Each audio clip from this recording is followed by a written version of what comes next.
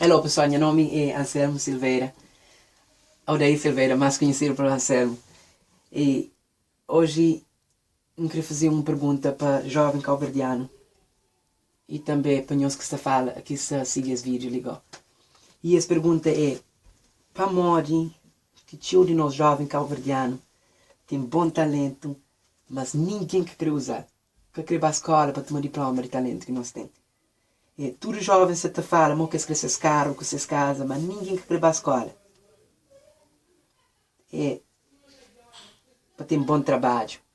Ninguém quer ir para a escola para ter um bom trabalho, para ter um diploma de talento que eles têm. Principalmente ali naquela cidade ali, na Pataquete, onde quinta está.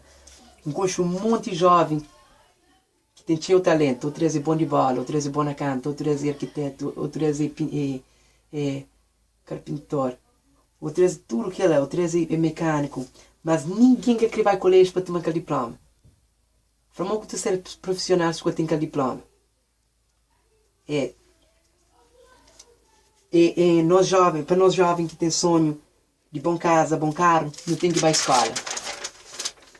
Minha mensagem para nós hoje é chave de sucesso é educação. E educação é de graça. Para eu encontro um monte de meus colegas que tem sonho de ir ao colégio, mas que tem aquela oportunidade lá. Que nós que estamos ali que tem aquela oportunidade lá, não tomar a sério, não fazemos coisa que nós vira. Não tem pena certeza, nós mãe, nós pai, nós dono, nós tio, nós tia. Cada vez que põe ali, não tem pena certeza, mas esse plano é que a pessoa diabo nós destruímos a nossa vida. A pessoa diabo nós construímos a nossa vida, para não vá para o colégio, para não fazer uma coisa com a nossa vida.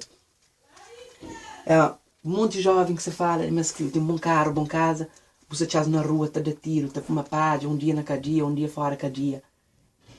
Aquela que tem ninguém bom casa, bom trabalho. Aquela que trazer o seu problema na vida. Obrigado para nós que assistiu aquele vídeo, ligou. E obrigado pelo tempo. E se você tem alguma opinião, por favor, deixa no comentário. Obrigado mais uma vez. Boa tarde.